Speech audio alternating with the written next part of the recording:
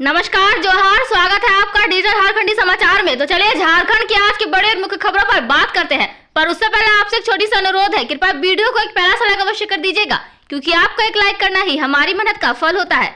तो चलिए शुरुआत करते हैं आज की पहली और बड़ी खबर से। एससी आयोग को धरातल पर उतारने की तैयारी में हेमंत सरकार, मंत्री चमरा लिंडा ने दी अहम जानकारी। राज्य में अनुसूचित जाति आयोग का शीघ्र गठन किया जाएगा, इसे लेकर नियमावली गठित की जा रही है। साथ ही आयोग के गठन की भी फाइल बढ़ी हुई है। कल्याण मंत्री चमरा लिंडा ने जानकारी भाजपा विधायक मंजू कुमारी द्वारा ध्यानाकर्षण के माध्यम से की गई आयोग के गठन की मांग पर दी। मंत्री ने कहा कि नियमावली नहीं होने के कारण आयोग के गठन में देरी हुई है। उन्होंने एक माह में नियमावली बना लेने तथा उसके बाद आयोग के शीघ्र गठन का आश्वासन दिया। उन्होंने बताया कि नियमावली पर विधि विभाग की स्वीकृति मिल चुकी है। वित्त और कार्मिक की स्वीकृति मिलने के बाद कैबिनेट के समक्ष रखा जाएगा। मंत्री ने कहा कि नियमावली गलत बन जाने का नुकसान योजनाओं पर पड़ता है। अधिकारी नियम तो बनाते हैं, उनमें कई छेद रह जाते हैं। नियम में ऐसी ही त्रुटि होने के कारण 5 करोड़ रुपए वापस हो रहे हैं। विभाग के पदाधिकारियों का कहना है कि राशि दूसरे मद में हस्तांतरित नहीं की जा सकती, इसका प्राविधान ही नहीं है।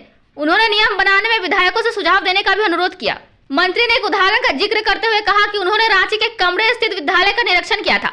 वहां जब उन्होंने बच्चों से अंडा और मीट मिलने की जानकारी मांगी तो बच्चों ने बताया कि प्राचार्य कहते हैं कि बगल में मंदिर है, इसलिए अंडा और मीट नहीं दिया जा सकता। उन्होंने प्राचार्य के विरुद्ध कार्रवाई के निर्देश दिए हैं। राजस्व एवं भूमि सुधार मंत्री दीपक बिरुआ ने शनिवार को विधानसभा में स्पष्ट रूप से कहा कि जमशेदपुर में टाटा लीज से जुड़ी 80 बस्तियों के लोग सरकार द्वारा तय व्यवस्था के अनुसार जमीन के मालिकाना हक के लिए आवेदन करें। यदि वे ऐसा नहीं कर पाते हैं तो वे अतिक्रमणकारी कहलाएंगे, क्योंकि उन्हें मालिकाना हक नहीं मिल पाएगा। केंद्र सरकार से झारखंड को मिले ऋण और ग्रांट पर रिपोर्ट जारी करेगी हेमंत सरकार।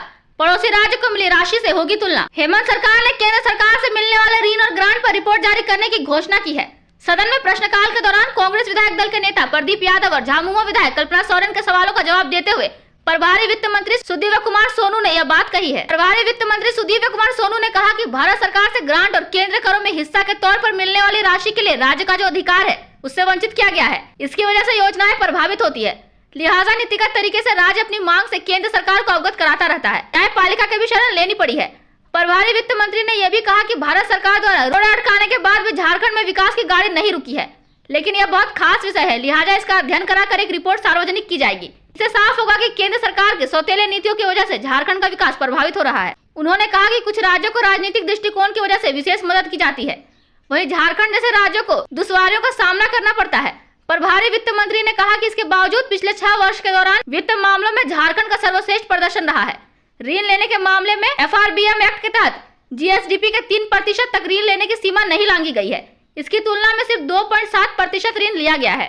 प्रभारी वित्त मंत्री ने कहा कि मैया सम्मान योजना की राशि को लेकर विपक्ष ने भ्रम फैलाया।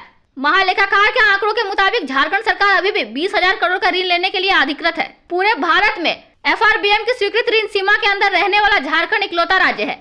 पिछले वित्त वर्ष में जनवरी 2025 तक 2082 करोड़ का ऋण प्राप्त किया था। अभी भी 17,917 करोड़ के ऋण लेने का अधिकार है। कल्पना सोरेन के सवाल के जवाब में प्रभारी वित्त मंत्री ने कहा कि सुप्रीम कोर्ट के आदेश के तहत खदानों पर टैक्स लगाने की शक्ति राज्यों में निहित है। इसके तहत केंद्र पर झारखंड 1 करोड़ 36 लाख से ज्यादा का बकाया है। इसकी वसूली के लिए हर स्तर पर प्रयास किए जा रहे हैं। सुप्रीम कोर्ट में 26 अप्रैल को अगली सुनवाई होनी है। सॉलिसिटर जनरल ने स्वीकार किया है कि बकाये की राशि के भुगतान की प्रक्रिया शुरू करने के लिए कोई रास्ता निकाला जाएगा। 108 एम्बुलेंस सेवा के कर्मचारियों की दयनीय स्थिति पर भड़के बाबूलाल मरांडी, सरकार से कर दी बड़ी। भाजपा प्रदेश अध्यक्ष सह नेता प्रतिपक्ष बाबूलाल मरांडी ने एक बार फिर से राज्य की स्वास्थ्य व्यवस्था को लेकर हेमंत सरकार पर निशाना साधा है। बाबूलाल ने 108 एम्बुलेंस सेवा के कर्मचारियों की दयनीय स्थिति के संबंध में राज्य सरकार से जवाब मांगा है। उन्होंने सोशल मीडिया पर पोस्ट कर लिखा है कि 108 एम्बुलेंस कर्मचारी आर्थिक तंगी, वेतन में कटौती और अस्थायी नौकरी जैसी समस्याओं से जूझ रहे हैं। विधानसभा सत्र के 15वें दिन 21 मार्च 2025 को सत्ता पक्ष के विधायक मनोज कुमार यादव ने भी 108 एम्बुलेंस कर्मचारियों की समस्याओं को सदन में रखा था। उन्होंने कहा था कि एम्बुलेंस सेवा ठप रहने के कारण मरीज, खासकर वाहन दुर्घटना में घायल लोगों की जान जोखिम में है। एम्बुलेंस सेवा समय पर नहीं उपलब्ध होने से कई घायलों की असमय मौत हो जा रही है। उन्होंने सरकार से मांग की थी कि शीघ्र अस्पताल में 108 एम्बुलेंस सेवा हो, जिससे दुर्घटना में घायल मरीजों को तुरंत अस्पताल तक पहुंचाया जा सके। मालूम हो अपनी मांगों को लेकर 108 एम्बुलेंस कर्मचारी बीते कई दिन से हड़ताल पर है, जिसके कारण राज्य में 108 एम्बुलेंस सेवा बाधित है। 108 एम्बुलेंस कर्मचारियों ने सरकार से कम वेतन, समय पर भुगतान और उचित सुविधाओं की मांग की है।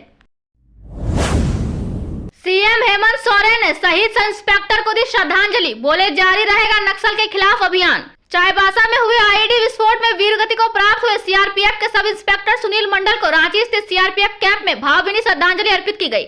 झारखंड के राज्यपाल संतोष कुमार गंगवार और मुख्यमंत्री हेमंत सोरेन शहीद जवान को श्रद्धांजलि देने के लिए सीआरपीएफ कैंप में मौजूद रहे।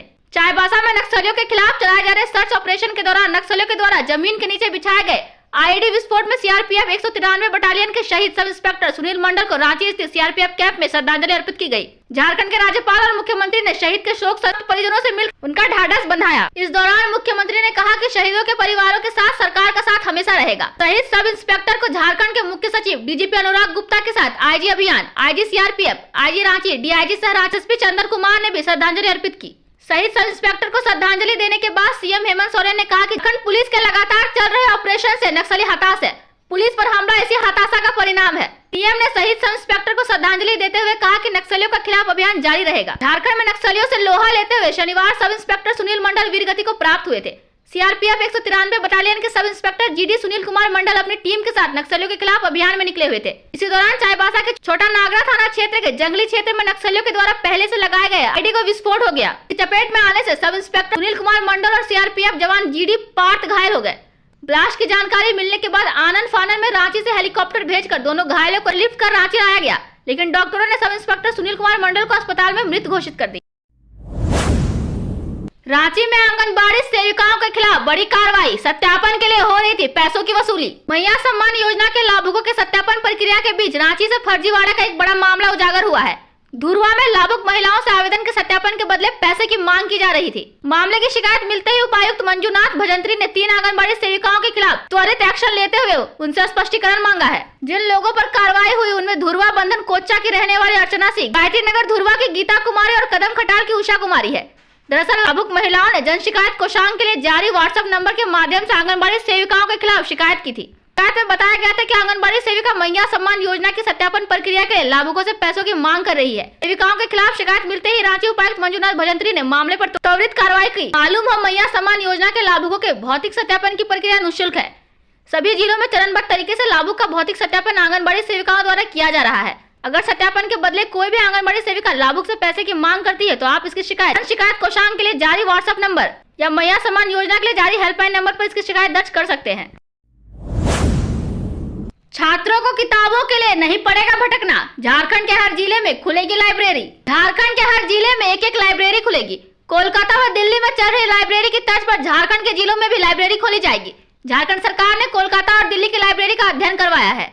स्कूली शिक्षा और साक्षरता विभाग की टीम ने दोनों राज्यों की लाइब्रेरी का भ्रमण कर उसके संचालन के तौर तरीके को जाना है। झारखंड के सभी 24 जिलों में एक लाइब्रेरी खुल सकेगी।